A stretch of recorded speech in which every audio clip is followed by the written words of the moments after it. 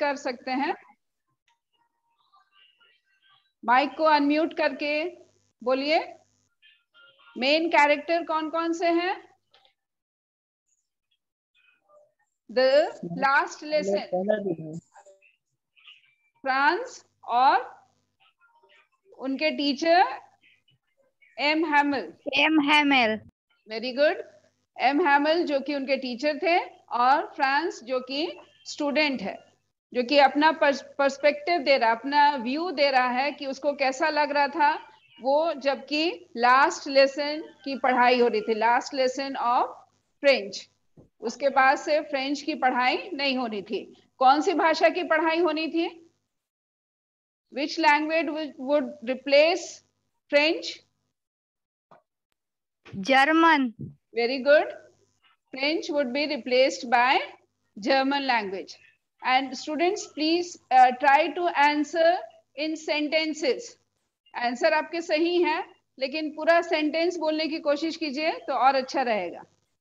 तो आगे से अब जर्मन भाषा में पढ़ाई होनी थी, और एम हैमल जो कि उनके टीचर थे, उनकी आज लास्ट क्लास थी। उसके बाद से फ्रेंच भाषा में पढ़ाई नहीं होनी थी। ये ऐसा क्यों हुआ? क्यों फ्रेंच भाषा में पढ़ाई बंद हो गई और जर्मन भाषा में पढ़ाई होनी थी? क्योंकि फ्रांस जो है वो जर्मनी से हार गया था। फ्रैंको प्रूशियन वॉर हुई थी, और उस वॉर में France was defeated by Germany. And now Alsace and Lorraine, ये दोनों फ्रांस के अंडर में थे, and now they had gone under the control of Germany. इसलिए अब वहां पे जर्मन भाषा में पढ़ाई होनी थी। What was France supposed to prepare on that particular day? क्या उसको प्रिपेयर करके आना था? Participle. Very good.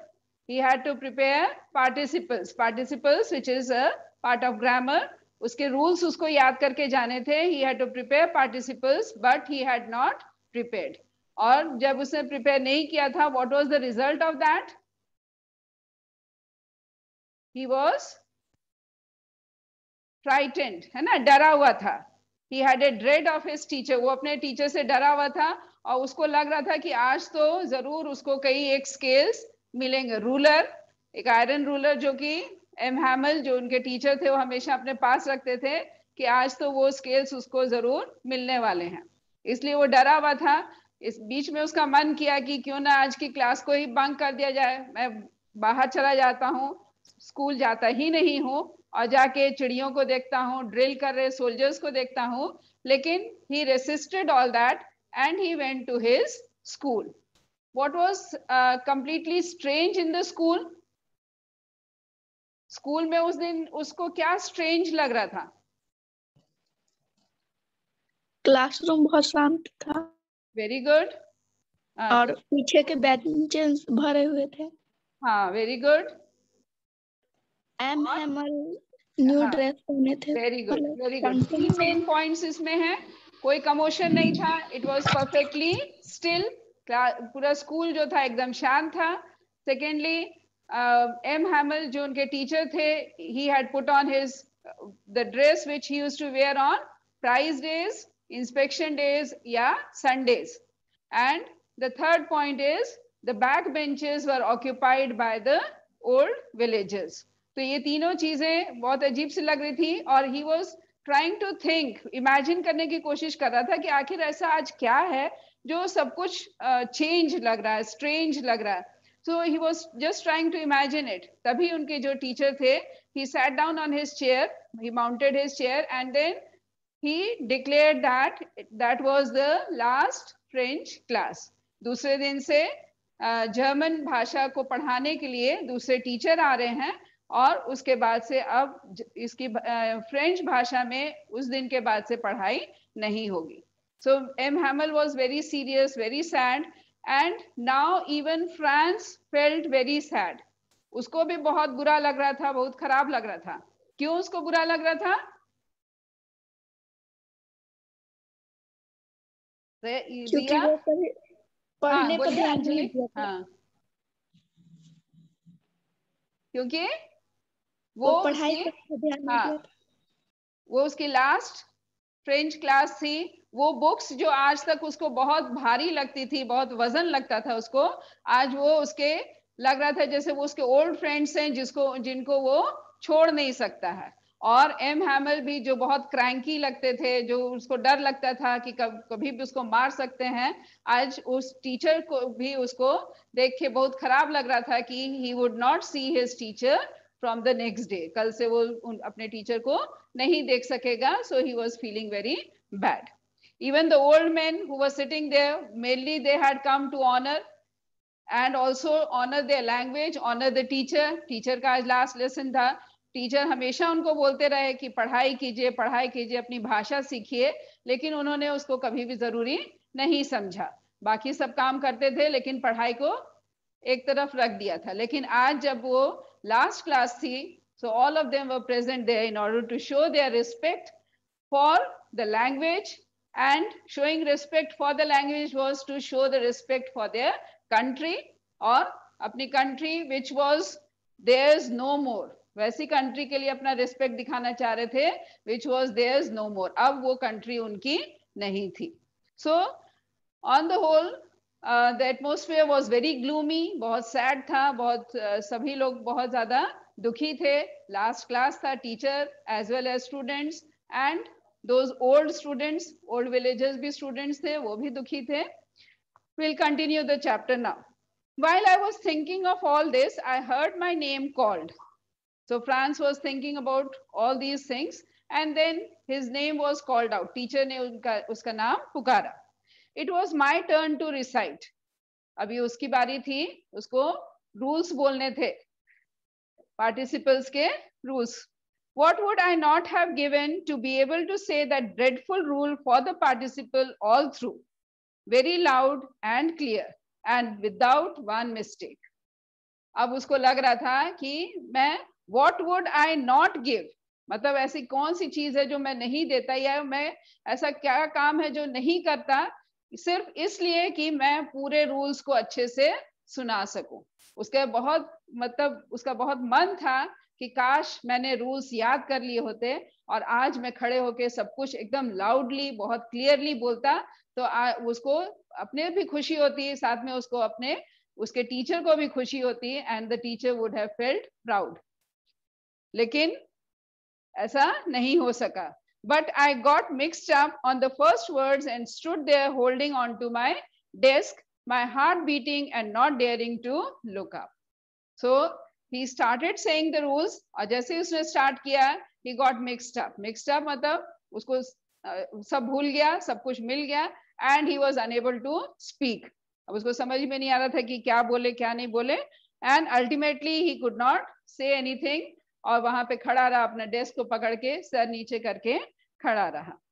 My heart beating, और उसका हार्ट जो था वो बहुत जोर जोर से धड़क रहा था, and he did not dare to look up, ऊपर देखने की भी उसको हिम्मत नहीं हो रही थी। I heard M. Hamel say to me, I won't scold you, little Franz. You must feel bad enough. So Mr. Franz said, I will not scold you. बोले कि तुमको तो डर लग रहा होगा, but then I'm not going to scold you. You may be feeling bad enough. तुमको तो अपने से भी बहुत बुरा लग रहा होगा, अपने से खराब लग रहा होगा कि हम आज रूल्स नहीं बोल पा रहे हैं। See how it is. Every day we have said to ourselves, bah, I have plenty of time. I will learn it tomorrow. बोलता है कि देखो ऐसे ही होता है, हम हर रोज हम लोग अपने आप से क्या बोलते हैं, अरे अभी बहुत टाइम है, हम लोग कर लेंगे। ये हम लोग के साथ भी होता है। जो कोई काम रहता है, जितना दिन तक हम टाल सकते हैं हम उसको टालते हैं, है कि नहीं? हम लोग सोचते हैं अरे आज नहीं, कल कर लेंगे, कल कर लेंगे, और किसी भी काम को टालते रहते हैं जब तक कि वो एकदम अर्जेंट नहीं हो जाता है कि अब तो बगैर किए काम नहीं चलेगा, अब तो करना ही पड़ेगा, तब हम करते हैं। ये हम लोग सबके साथ होता है। So same thing happened with these students, the villagers. उन लोगों को लगता था अरे अभी बहुत टाइम है, पढ़ लेंगे, अभी बहुत टाइम है, सीख लेंगे। लेकिन क्या होता है कि अचानक ऐसा हो जाता है कि जब हमारे पास टाइम नहीं बचता है और करने का मौका नहीं मिलता है। And now you see where we have come out.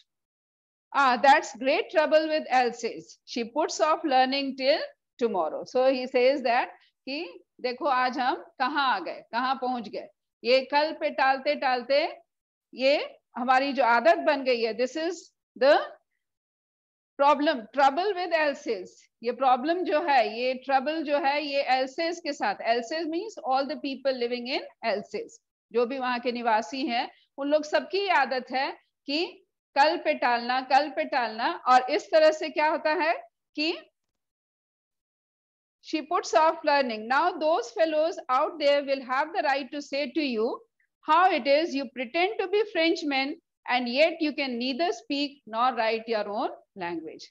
So he feels very bad. He says कि अब कल को लोग आएंगे तो वो क्या कहेंगे कि आप लोग बोलते हैं you are pretending. Pretending means trying to show off. दिखावा करते हो कि तुम लोग Frenchmen हो, but you don't know your own language. You cannot write your language. You cannot speak your language. Then why do you call yourself to be Frenchmen? So this was something very bad. But you are not worst, poor little France. We all have great deal to reapproach ourselves with. बोलते कि it's not only your condition, तो you are not the worst. Worst होता है bad, worse, worst. So this is the superlative degree of bad. So बोलता है कि तुम ही सबसे ज्यादा खराब नहीं हो या बुरे नहीं हो. This is the problem with all of us. सभी की यही आदत है. We all have a great deal to reapproach. Reproach means to feel sorry for ourselves. किसी चीज के लिए अपने आप को guilty feel करना. That is reproaching oneself. So he says that this is the problem with all of us. सिर्फ तुम्हारी गलती नहीं है. We all are responsible for it. Maybe the teacher, the student, his parents, and everyone. Your parents were not anxious enough to have you learn. तुम्हारे parents भी anxious. Anxious here, anxious means worried. Here you can use the word concerned. बहुत ज्यादा उनको चिंता नहीं थी कि तुम सीखो. वो पढ़ाने के प्रति उतना serious नहीं थे. They prefer to put you to work on farm or at the mills so as to have a little more money. उन्होंने prefer किया. उनको ज्यादा अच्छा क्या लगा? Prefer means to like something over another. ये पढ़ाई के लिए भेजने से ज्यादा अच्छा उन लोग को लगा कि तुमको फॉर्म्स में भेज दें या मिल्स में भेज दें ताकि थोड़ा एक्स्ट्रा पैसा आ सके. And so it's not only the parents, then even the teacher feels that he is also responsible. I have been to blame also. Have I not often sent you to water my flowers instead of learning your lessons? बोलते हैं कि क्या ऐसा नहीं हुआ कि मैंने भी कितनी बार ऐसा हुआ कि I have sent you to water my flowers, पानी देने के लिए, मेरे पौधों में, मेरे फूलों में पानी देने के लिए मैं तुम लोग को भेज देता था, instead of teaching you, instead of making you learn. तुमको फोर्स करने की बजाय कि याद करो, पढ़ो, मैं बोलता था जाओ जाके मेरे पौधों में पानी डालो. And when I wanted to go fishing, did I not give you a holiday? और जब भी मेरा मन करता था फिशिंग जाने के लिए, fishing means to catch the fish. So जब भी मेरा मन होता था फिश पकड़ने के लिए जाने के लिए, तो मैं तुम लोग को हॉलीडे दे देता था, छुट्टी दे देता था. Then from one thing to another, M. Hamel went on to talk of the French language, saying it was the most beautiful language in the world. तो ऐसे ही बात करते करते एक चीज से दूसरी चीज पे जाते जाते ultimately M. Hamel said that the French language, जो फ्रेंच भाषा है, that was the most beautiful language of in the world. The clearest. क्यों है? Why is it the most beautiful? Because it is clearest. एकदम clear है. Most logical. Logical है. Now when we say English, the pronunciation of many words differ. जैसा लिखा होता है वैसा ही हम उसको pronounce नहीं करते हैं. तो वो इसीलिए उसको बोलता है कि बहुत ज्यादा लॉजिकल लैंग्वेज नहीं है. हिंदी है, जैसे लिखा होता है वैसे हम उसको पढ़ते हैं, लेकिन इंग्लिश के साथ ऐसा नहीं है. लेकिन फ्रेंच लैंग्वेज के साथ ऐसा ही था. It was very logical. That we must guard it among us and never forget it. और क्योंकि ये बहुत ही अच्छी लैंग्वेज है, it is the best language and it is our language. सबसे इंपॉर्टेंट क्या था? ये हमारी भाषा है. So It is our duty to guard our language. अपनी लैंग्वेज को हम गार्ड करना, अपनी लैंग्वेज को हम बचा के रखें और अपनी लैंग्वेज को प्रोपोगेट करें, ये हमारी ड्यूटी है. Because when people are enslaved, this is the line which I had written yesterday, the previous class, कि most important line, अगर आप लोग books लेके बैठे, you can underline it. That is, when a people are enslaved, as long as they hold fast to their language, it is as if they had the key to the prison. जब भी कभी people are enslaved, लोगों को गुलाम बनाया जाता है, जब गुलाम बन जाते हैं लोग, तो जब तक वो अपनी भाषा को पकड़े रहते हैं, भाषा को पकड़े रहना, अपनी भाषा, अपनी संस्कृति को पकड़े रहना, तो जब तक उनको एहसास रहता है कि ओ ये मेरी भाषा है, मेरी ये संस्कृति है और हम ये हैं, अपनी आइडेंटिटी को जब तक वो कायम रखते हैं, then till that time they have the key to the prison. की मतलब चाबी की तरह है, अपना कल्चर, अपनी भाषा, अपनी संस्कृति, that is, that acts as a key to the prison जब we are enslaved by others.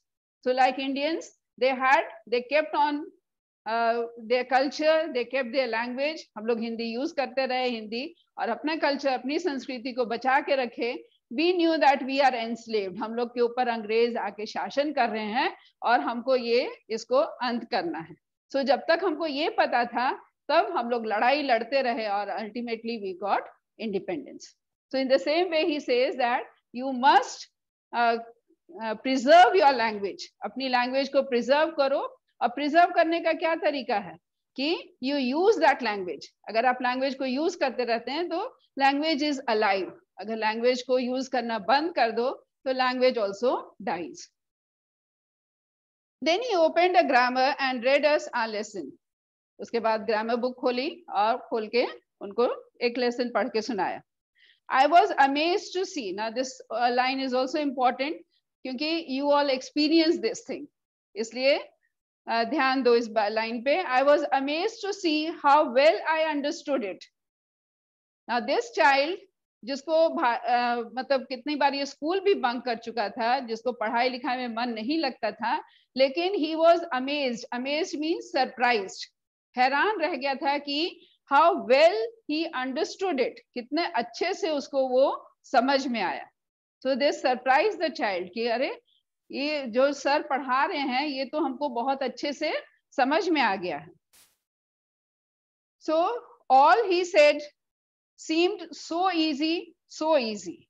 जो कुछ भी, he is the teacher. Whatever was being said by the teacher जो भी बोल रहे थे, that seemed so easy to him, very easy to him.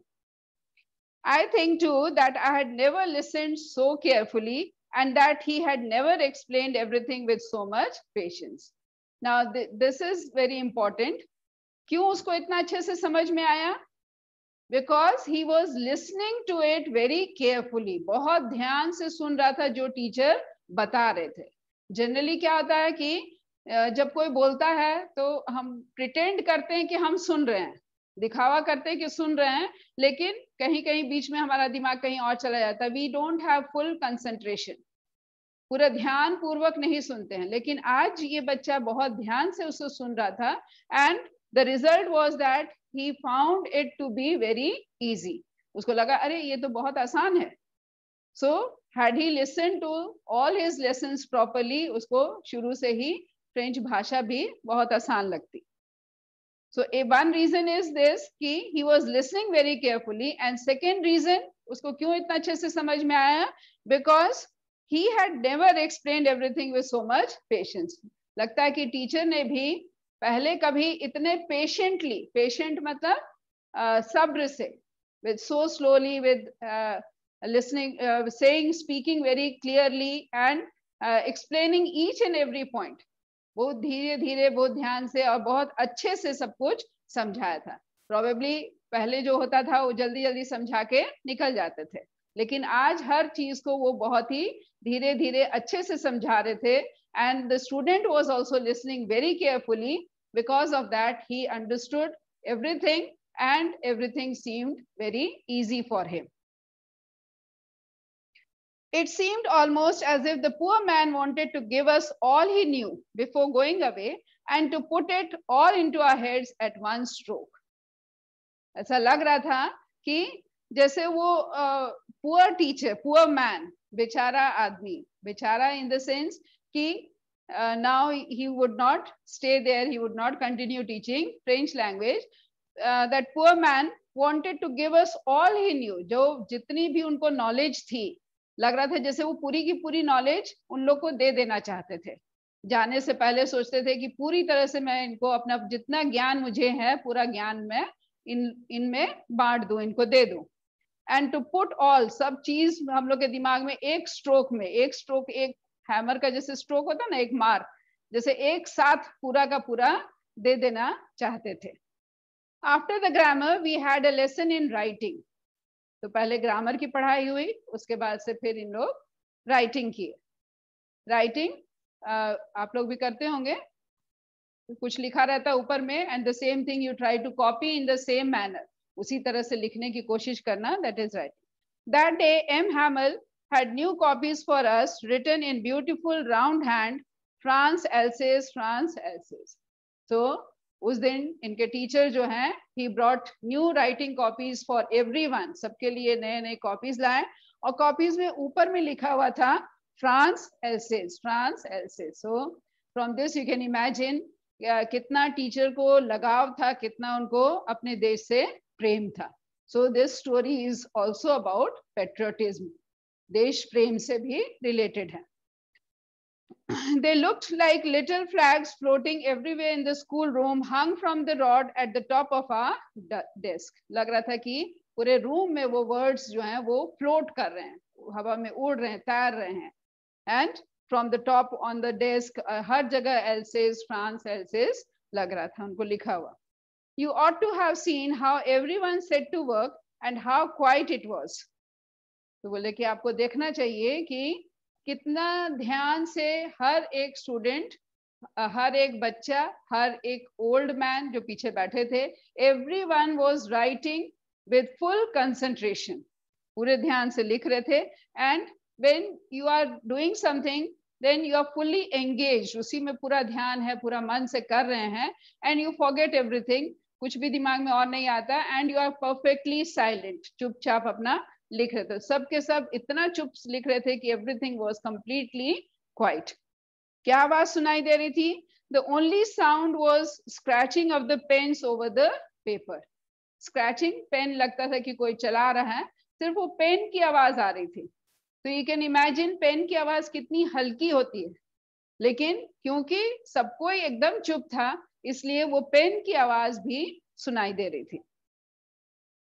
Once some beetles flew in, but nobody paid any attention to them, not even the littlest ones, who worked right on tracing their fish hooks as if that was French too.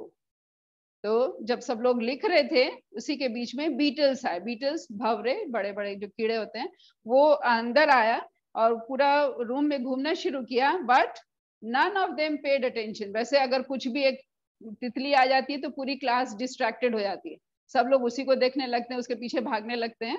लेकिन ऐसा यहाँ पे कुछ भी नहीं हुआ, किसी ने भी उसकी तरफ ध्यान नहीं दिया. वो आया, अपना घूम रहा था क्लास में, फिर बाहर चला गया. और ये सिर्फ इन लोग के साथ नहीं था, this happened even with the littlest one, जो सबसे छोटे बच्चे थे, वो भी उसकी तरफ नहीं देख रहे थे, वो भी अपना काम करने में लगे हुए थे. और वो क्या काम कर रहे थे? Tracing their fish hooks. उनको फिश हुक्स बनाने के लिए मिला था, and they were tracing that out as if that was French. लग रहा था जैसे वो ट्रेस करना भी, फ्रेंच हुक बनाना भी फ्रेंच भाषा ही सीखने जैसा था. So all were engaged in that. On the roof the pigeons cooed very low, and I thought to myself, now the important sentence, will they make them sing in German, even the pigeons? So he say he heard the sound of pigeons. Pigeons जो थे, they were cooing, आवाज निकाल रहे थे. pigeons, pigeons मतलब कबूतर. वो कहीं छत पे थे और बोल रहे थे, और इसको ये सोचने लगा कि हम लोग को तो हम लोग के ऊपर एनफोर्स किया जा रहा है कि आपको अब जर्मन भाषा सीखनी है. We will do it. लेकिन क्या ये pigeons को भी बोलेंगे कि अब तुम जर्मन में ही cooing करो? So the borders, the barriers, they are all for human beings. हमने ये कंट्रीज को अलग कर दिया है, लोगों को अलग कर दिया है, पार्टीशन कर दिया अपने बीच में, ये सिर्फ इंसानों में होता है. This is not applicable on the animals और birds. Whenever I looked up from my writing, I saw M. Hemmel sitting motionless in his chair, gazing first at one thing and then at the other, as if he wanted to fix in his mind just how everything looked in that little school room. तो जब जब ये अपने लिखने से sir उठा के देखता था अपने टीचर की तरफ, ये टीचर को देखता था कि टीचर बहुत ध्यान से कभी इसको देख रहा है, कभी उसको देख रहा है, कभी उधर देख रहा है. लग रहा था जैसे वो टीचर हर चीज की इमेज को बना के अपने हमेशा के लिए अपने मन में रख लेना चाहता हो. सो you can imagine how sad the teacher was feeling. Fancy, for 40 years he had been there in the same place with his garden outside the window and his class in front of him, just like that. बोलता है कि fancy, थोड़ा सा imagine करके देखो कि पिछले 40 साल से वो टीचर वहीं पे था, उसका गार्डन वहीं पे था, and the school was there, everything was there, and now all of a sudden he has to leave everything and go away. Only the desk and the benches had been worn smooth. लकड़ी को देखे होगे कि जब भी नया desk bench बनता है तो उसको स्मूथ किया जाता है, मतलब थोड़ा सा चिकना किया जाता है. सो बट और उसके बाद से अगर कोई फर्नीचर को हम लोग लगातार यूज करते रहते हैं तो वो हाथ से ही चिकना हो जाता है. So only these benches, जो डेस्क थे, they had become smooth because of the continuous use. पिछले 40 साल से यूज किए जा रहे थे, so they had all become smooth, बहुत चिकने हो गए थे. The walnut trees in the garden were taller. बाहर में walnut trees थे, वो trees अब taller हो गए थे और ज़्यादा ऊंचे हो गए थे. The hop vine that he had planted himself twined about the windows to the roof. Hop vine, vine होती है लत, जो एक बेल जो उसको बोलते हैं, क्रीपर, वो उस विंडो के बाहर लगी हुई थी, वो भी बढ़ते बढ़ते ऊपर रूफ तक चली गई थी. How it must have broken his heart to leave it all, poor man. Lucky ये सब को छोड़ के जाने में उनका कैसे उनका दिल टूट गया होगा. बेचारे टीचर, उसको बहुत अफसोस लग रहा था अपने टीचर पे भी. And then he also heard his sister moving about in the room above. उसके ठीक ऊपर में जहाँ पे वो रहते थे, वहाँ पे उनको आवाज सुनाई दी सिस्टर की कुछ कुछ ड्रैग करने की. जब पैकिंग करते हैं तो बॉक्सेस को इधर उधर खींचते हैं, तो वही आवाज उनको सुनाई दे रही थी. His sister was packing all the luggage. For they must leave the country next day. दूसरे दिन उनको कंट्री को छोड़ के वहां से चले जाना था. But he had the courage to hear every lesson to the very last. लेकिन he had the courage, उसने टीचर को बहुत खराब लग रहा था, बहुत बुरा फील कर रहे थे, and he was feeling very very bad, but still he had the courage कि आज मेरी लास्ट क्लास है, इसको हम बिफोर टाइम नहीं छोड़ेंगे, I have to complete the class, and so he was listening till the very last. After the writing, we had a lesson in history, and then the babies chanted their ba bi bi bo bu. So after वो writing का session जब complete हुआ, next class क्या था? A lesson in history. फिर उन्होंने एक history का chapter पढ़ाई किया, और उसके बाद में जो छोटे छोटे बच्चे थे, वो जैसे हम लोग के यहाँ बच्चे बोलते हैं ABCD क ख ग एक साथ बोलते हैं, वैसे ही वो लोग वहाँ पे जो initial stage में सिखाया जाता है, वो कुछ होगा बा B we bow. Down there at the back of the room, old Hauser had put on his spectacles and, holding his primer in both hands, spelled the letters with them. Old Hauser जो थे, he was wearing his spectacles, और किताब को देख के, अपनी पुरानी वो जो छोटे बच्चों वाली किताब थी, उसको देख के बच्चों के साथ वो भी पढ़ाई कर रहे थे. You could see how that he too was crying. His voice trembled with emotion. And it was so funny to hear him that we all wanted to laugh and cry. अब हॉसर जो old Hauser है, he was also reading, और जब read कर रहे थे, जब हमारा गला एकदम रूंधा रहे, जैसे रोने वाले हों, लेकिन हम अपनी रुलाई को रोक लेते हैं और उसमें भी बोलने की कोशिश करते हैं, तो the sound becomes very shaky और ट्रेमलिंग, एकदम कपकपाती आवाज में बोलते हैं। एंड इन लोग को आवाज सुन के हंसी भी आ रही थी, but at the same time they wanted to cry, उन लोग को दुख भी हो रहा था कि that was the last class. How well I remember it, that last lesson. So the child says that अभी भी मुझे वो बहुत अच्छे से याद है, that last lesson. All at once the church clock struck 12. और अचानक उसने सुना जो क्लॉक थी that struck 12, that is 12 बज गया था. Then the Angelus. At the same moment, the trumpets of the Prussians returning from drill sounded under our windows. तो 12 बज गया था. प्रूशियन सोल्जर्स जो कि ड्रिल कर रहे थे, now they were also returning, उनके भी वापस आने का समय हो गया था. M Hamel stood up very pale in his chair. I never saw him look so tall. M Hamel जो कि अभी बैठे हुए थे चेयर पे, नाउ ही स्टूड अप, खड़े हो गए. And he was very sad, बहुत दुखी थे. And this child feels that he looked very tall, लग रहा था कि बहुत लंबे हो गए हैं, बहुत लंबे लगने लगे थे. माई फ्रेंड सेड ही, आई. तो एम हैमल जो अभी तक पूरा कंट्रोल किए हुए थे, नहीं रो रहे थे, अपने इमोशंस को एक्सप्रेस नहीं कर रहे थे, but now he could not control himself. Now he also felt like crying, so he could not speak, वो बोल नहीं पाए. But something choked him, he could not go on. कुछ लग रहा था जैसे उनके गले में अटक गया है और अब वो और नहीं बोल पा रहे हैं. Then he turned to the blackboard, took a piece of chalk, and bearing on with all his might, he wrote as large as he could, Vive la France. और फिर उन्होंने अपनी जैसे एक चौक का पीस लिया, ब्लैकबोर्ड की तरफ टर्न करके, और लग रहा था जैसे लिखने में भी उनको बहुत दिक्कत हो रही है. बोल तो नहीं पाए, लेकिन लिखने में भी जैसे उनको बहुत मेहनत लग रही हो, अपनी पूरी ताकत को समेटते हुए किसी तरह से ही wrote Vive la France, that is long live France. Then he stopped and leaned his head against the wall, and without a word he made a gesture to us with his hand. School is dismissed, you may go. So the teacher now, he could not control his emotions, अपने emotions को control नहीं कर पा रहे थे. वो board की तरफ already he had turned, उन्होंने लिखा, and then gesture with a हाथ का इशारा से उन्होंने कहा कि जाइए, school is over, now you all can go.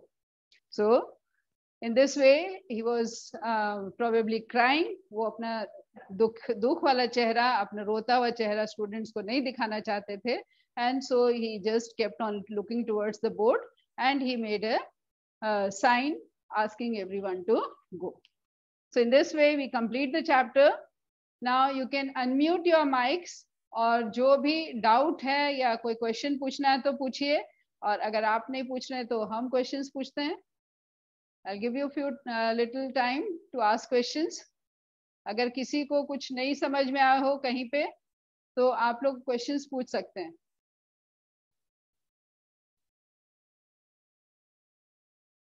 Mics को अनम्यूट कर दीजिए. अनम्यूट करके अगर कुछ पूछना है तो पूछिए, नहीं तो हम क्वेश्चंस पूछते हैं.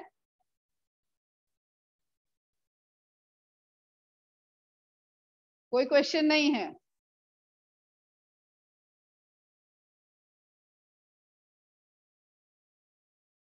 What did M. Hamel teach in the very beginning? What did he start with? कोई भी अपना माइक अनम्यूट करके आंसर दे सकते हैं. किस चीज से उन्होंने अपनी क्लास स्टार्ट की? क्या पढ़ाने से स्टार्ट की क्लास?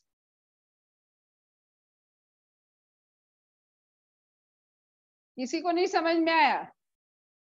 अच्छा, अनम्यूट करके बताइए आप लोग हैं वहां पे कि नहीं? Participles. He started with participle, that is grammar, है ना? He started with he asked question on participles and then started teaching grammar. Very good. और grammar के बाद में उन्होंने क्या पढ़ाया, क्या दिया करने के लिए? After participles, what did he ask the class to do? Copy दी। हाँ, वेरी गुड। एक कॉपी दी और कॉपी में सभी से क्या लिखने के लिए बोले? राइटिंग करने के लिए ना, सभी लोग से राइटिंग करने के लिए बोले। और राइटिंग कॉपी में सबसे ऊपर की लाइन में क्या लिखा हुआ था? फ्रांस, एल्सेस, फ्रांस, है ना? यही लिखा हुआ था। जिसको कॉपी करना था उन लोग को उसी तरह से उसको नीचे लिखना था। Students, I don't think you all have paid attention. या बुक्स नहीं है? प्रॉब्लम क्या है? बुक्स नहीं है मैम। बुक्स नहीं है, so that is a problem. Books रहती तो देख के और अच्छे से समझ में भी आता, और टेक्स्ट सामने रहने से जवाब देना भी आसान होता है। So that is a problem. तो you can download the books. आप लोग तो इतना एनसीईआरटी के साइट पे जाइए, दीक्षा ऐप में जाइए, वहां पे ऑलरेडी बुक्स का पीडीएफ है। तो जो लेसन भी आपको पढ़ना है उस लेसन को आप डाउनलोड करके देख सकते हैं। दीक्षा ऐप आप लोग डाउनलोड किए हैं? दीक्षा ऐप है। हाँ, तो दीक्षा ऐप को डाउनलोड कर लीजिए और उसमें आपका रजिस्टर करने के लिए बोलेगा। जैसे जैसे इंस्ट्रक्शंस आएंगे वैसे अपने आप को रजिस्टर कर लीजिए। और फिर क्लास 12 की सभी बुक्स का पीडीएफ है। ये सिर्फ इंग्लिश ही नहीं है, सभी सब्जेक्ट्स की बुक्स हैं वहां पे। और बुक्स का पीडीएफ है, वीडियोस भी हैं। तो पीडीएफ आप देख के और खुद से पढ़ सकते हैं। पढ़ के नोट्स बना लीजिए या मेन पॉइंट्स लिख लीजिए। जैसे अभी हम लोग डिस्कस जब पढ़ा रहे थे हम, तो कुछ कुछ बोले कि ये सब मेन पॉइंट्स हैं, तो उसको लिख लिए। थोड़ा सा समरी टाइप अपने से अगर लिख लेंगे तो आपको स्टोरी को बहुत ज्यादा बार बार पढ़ने की जरूरत नहीं पड़ेगी, उस समरी से भी समझ में आ जाएगा। So you can try that. Now we will just go through the questions. जो क्वेश्चंस यहाँ पे दिए हुए हैं उसके आंसर्स डिस्कस कर देंगे, हम डिक्टेट कर देते हैं। अगर पॉसिबल हो तो आप लोग सिर्फ मेन पॉइंट्स खाली लिखिए। सेंटेंसेस तो फ्रेम करना आता होगा, नहीं भी आता है तो आ जाएगा, लेकिन मेन पॉइंट्स को लिखते जाइए। Now first question is, what was France expected to be prepared with for school that day? Now this question is easy, बहुत बार आ भी चुका, हम लोग भी बहुत बार डिस्कस कर चुके हैं। What was he supposed to be prepared with? Participles. Participles. Very good. हाँ, तो अब इसका सेंटेंस बनाना आसान है। He was supposed to be prepared with participles, है ना? हम लोग ज्यादातर जब क्वेश्चन पूछा जाता है तो क्वेश्चन का आंसर लिखना बहुत आसान रहता है। एक पॉइंट आपको, जैसे इसमें मेन पॉइंट क्या है? पार्टिसिपल। बाकी तो हम क्वेश्चन से ही उतार लेंगे उसी का पार्ट को। यहाँ France was expected to be prepared with for school that day with participles. Yeah, he was supposed to be prepared participles. So the answer becomes very easy, और आंसर को हमेशा हम सेंटेंस में ही लिखेंगे। नेक्स्ट क्वेश्चन है, what did France notice that was unusual about the school that day?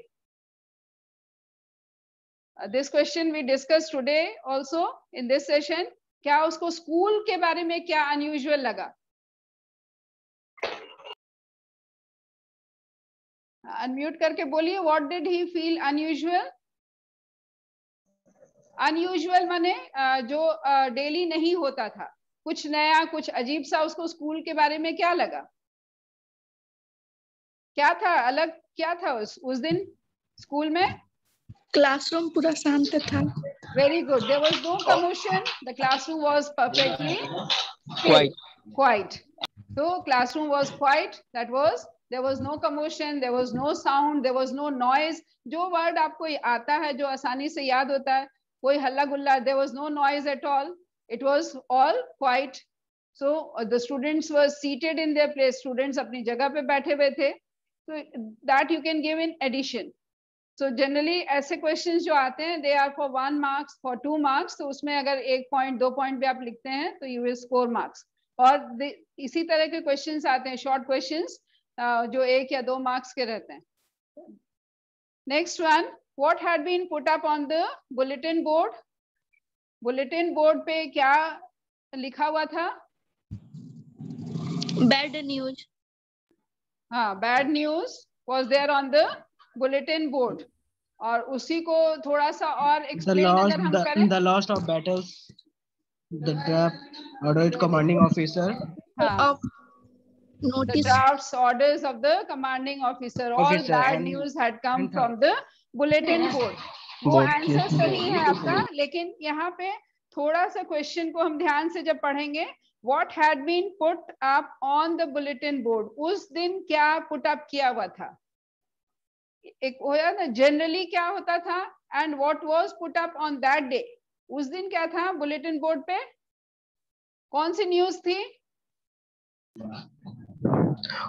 Bad news, the commanding officer in the lost of battles.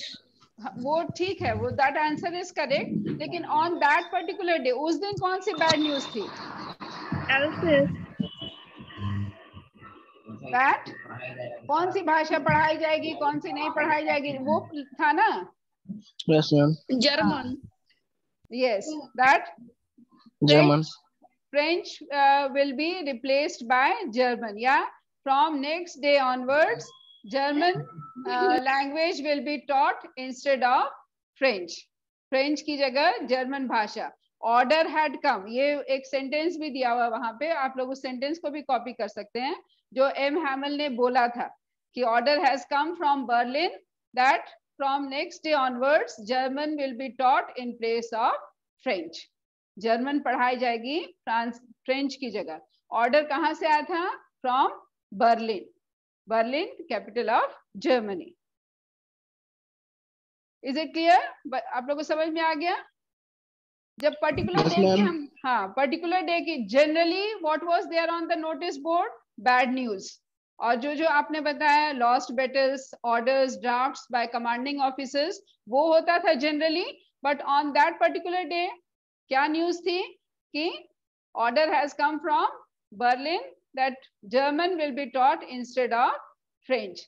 Instead of, instead माने उसकी जगह, जब फ्रेंच की जगह अब वहां के स्कूल्स में जर्मन भाषा में पढ़ाई होगी. What changes did the order from Berlin cause in the school that day? School में क्या क्या चेंजेस हुए उस ऑर्डर की वजह से? M. Hamel dress beautiful green coat. Yes, very good.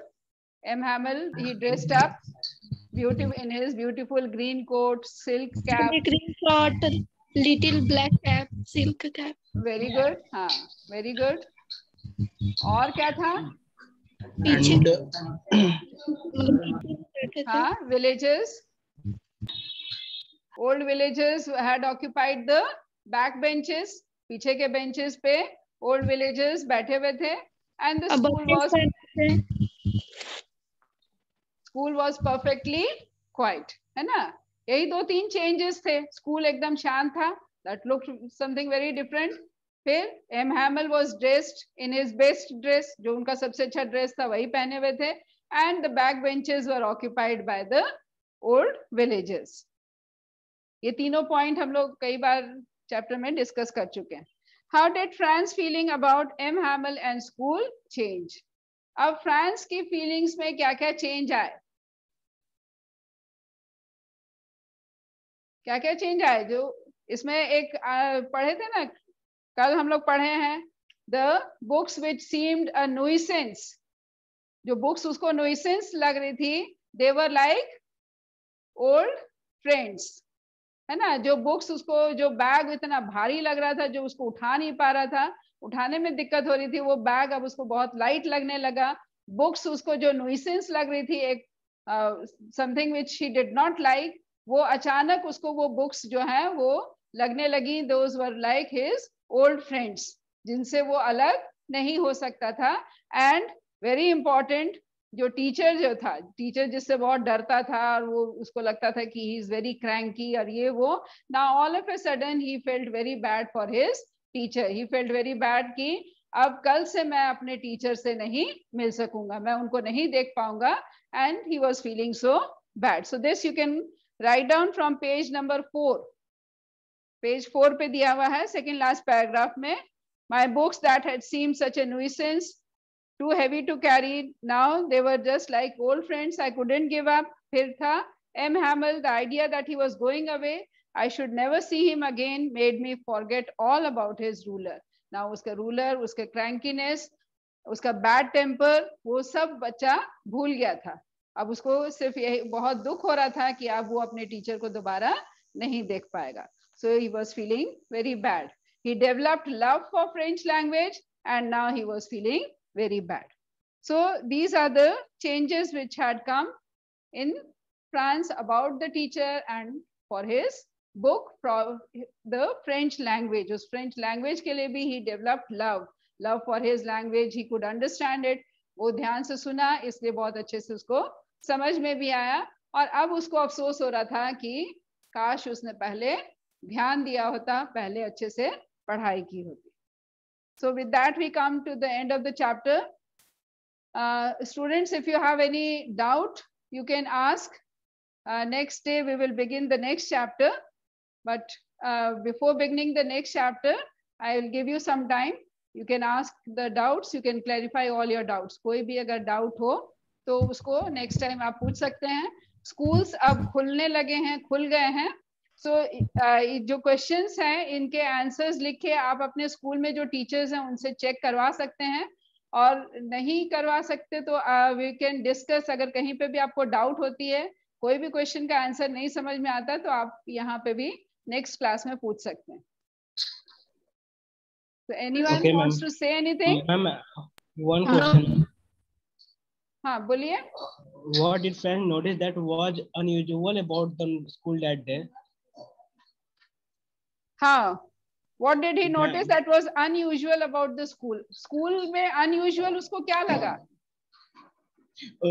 Their friends noticed the absence of the routine communication caused by the opening and closing of the desk.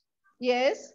And the repeating of lesson and unison wrapping of the teachers ruler on the table. Yes. See students, this is the thing. Now ये जब भी हम answer करेंगे तो our answer will depend upon the marks. ठीक है? अगर ये question आपको मिलता है 5 marks का या 4 marks का तो detail देंगे. Opening and closing of the desk नहीं था. There was no commotion. लेकिन अगर ये क्वेश्चन आपको मिलता है सिर्फ 1 नंबर का या 2 नंबर का, then you can just write there was no commotion, everything was completely still, everything was very silent. So with that you can score marks. तो आपके मार्क्स पे आपका आंसर भी डिपेंड करेगा. अगर वो 10 मार्क्स का होगा तब तो उसको पूरी तरह से ही एक्सप्लेन करेंगे. अगर कम मार्क्स का होगा तो थोड़ा शॉर्ट में एक्सप्लेन करेंगे. So that will always depend upon the question कि कौन से टाइप में दिया है, वेरी शॉर्ट में है, शॉर्ट में है या लॉन्ग में है. So you will explain accordingly. जैसा क्वेश्चन रहेगा, जितने मार्क्स करेगा उतना एक्सप्लेनेशन देंगे. Okay ma'am, thank you. Welcome. Anyone else? और भी कोई बोल रहे थे? Amisha? No ma'am. Okay, so we end the class today. Next day we will begin the next chapter. So you can go through this chapter, clarify all your doubts, and before we begin the next chapter, we will do that. Okay, ma'am. Okay. Thank you, students. Thank you, ma'am. Thank you, ma'am. Welcome. Welcome. Bye, ma'am.